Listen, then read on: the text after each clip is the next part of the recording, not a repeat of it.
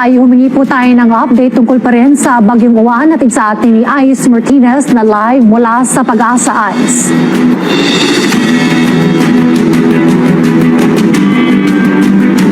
Konting update muli dun sa pagdaan ni Typhoon Uwan kagabi sa mga ating mga viewers na kakasubaybay lang sa mga oras na ito.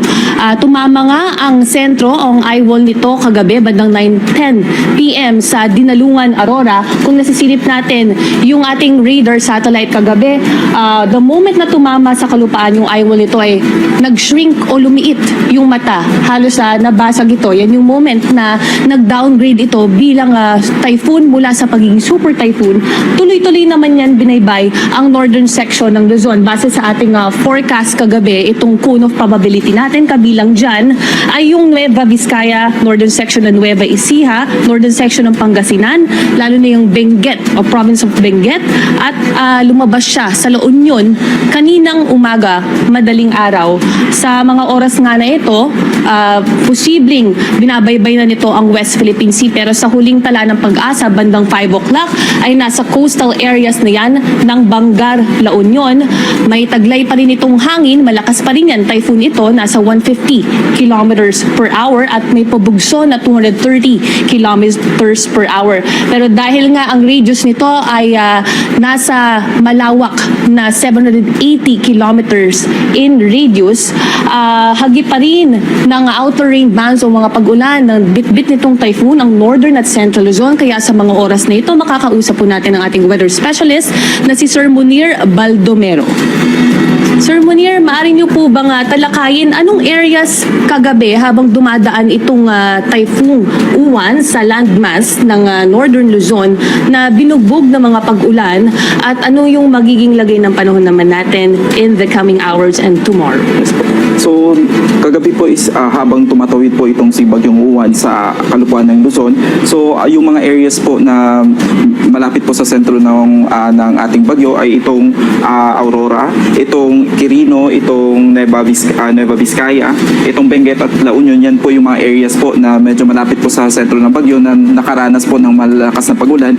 Then as of 5 AM, base po sa record ng Pag-asa, yung top 5 po na yung mga areas po na naka-record na malalakas na pag-ulan, particularly sa mga low-lying areas po, itong Tayabas, Quezon, na naka-record ng 136 millimeters na pag-ulan as of 5. Then we have Alabat, Quezon na 126 millimeters. Then we have Dagupan, 124 millimeters. Then Baler, 120 millimeters, at Muñoz, 118 millimeters. Pero sa mga areas po na matataas po o yung may mga terrain o may mga malapit po sa bundok, yun po yung ang nakaranas po ng mga malalakas na pag-ulan, since iba po yung nare-receive ng ulan ng mga areas po na nasa bundok kaysa po sa mga low-lying areas. So sa Tanay po naka-record po tayo ng 224 millimeters, sa Bataan 154 millimeters, at dito sa may Baguio City 139 millimeters.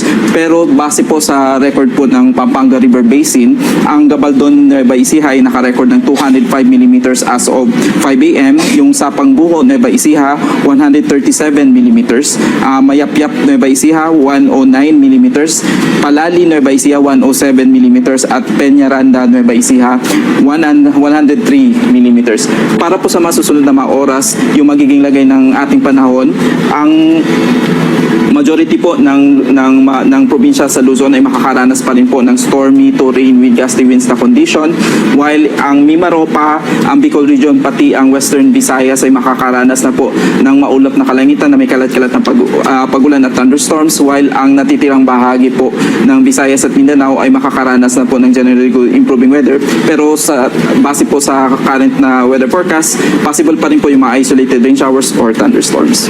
Sir, pag sinabi nating 100 to 200 millimeter amount of rainfall, ilang oras po naranasan nito ang mga lalawigan na nabanggit ko kanina? Ito ba sa loob ng 1 oras or sa loob ng 5 oras lamang? Sa base po sa record ng Pag-asa, so hindi ito na-concentrate lang sa 1 oras or 2 oras. Ito po ay kabuuan nung base po sa huling gathering ng data nila as of 5 AM kahapon hanggang 5 AM ngayong umaga.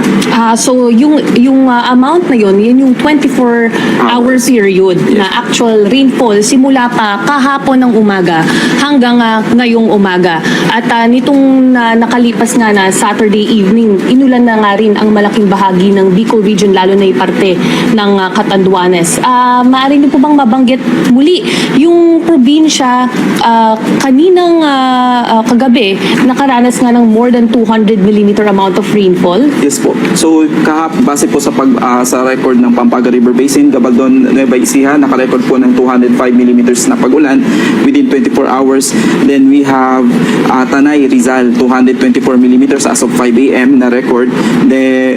So far, yun lang pong dalawang areas po ang naka-record ng more than 200 millimeters. Alright, sir. And then for tomorrow, ano pong expected weather natin? Nabanggit kanina ng ating previous forecaster, better weather, mostly cloudy skies na po ba for po. tomorrow? So sa malaking bahagi po ng Luzon, expect po natin since papalayo na po itong si Bagyong Uwan, ay maaari na pong makaranas ng mostly cloudy skies with isolated rain showers or thunderstorm, while ang majority po ng Visayas pati Mindanao, improving weather na po tayo. So makakaranas na po tayo ng good weather, pero yun nga, asahan lang po yung mga isolated rain showers or thunderstorms sa bandang hapon or gabi. So yan yung ulat natin tungkol sa pag-ulan. Sa mga oras naman na ito, nakataas pa rin ang signal number 4 sa western section ng Nueva Vizcaya, southwestern section ng Kalinga, western portion ng Mountain Province, southern portion ng Abra, western section ng Ifugao, malaking bahagi ng Benguet, central and southern section ng Ilocos Sur, malaking parte ng La Union ng Pangasinan, at ang mga hilagang bahagi ng Nueva Ecija, Tarlac at Zambales. Habang sa nalalabing bahagi naman ng Cordillera Region at Ilocos Region, naka-signal number 3, at ilang parte rin ng Cagayan Valley Region ay nakababa na sa signal number 2, habang southern section naman ng Calabarzon at northern section ng Oriental Mindoro naka-signal number 2 din. Maging dito rin sa Metro Manila, nakataas pa rin sa signal number 2, at signal number 1 naman sa lalalabing bahagi ng northern section ng Visayas, Bicol Region at maging ang Palawan. Ulitin lang natin, itong si Typhoon Uwan ay lalabas na nga ng West Philippine Sea this morning, at bukas ng umaga ay nakalabas na ito ng Philippine Area of Responsibility. Magre-recurve ito, babalik ito ng PAR patungong Taiwan na nasa loob ng PAR, kaya posibleng makaranas muli ng malakas na hangin dito na lamang sa northern or extreme northern Luzon, kabilang dyan ng Batanes at Babuyan Island. Yan muna ang pinakuli mula rito sa Pag-asa Headquarters, kasama ng ating weather specialist na si Sir Munir Baldomero. Ako po si Ice Martinez ng PTV para sa Integrated State Media. Maraming salamat, Ice Martinez.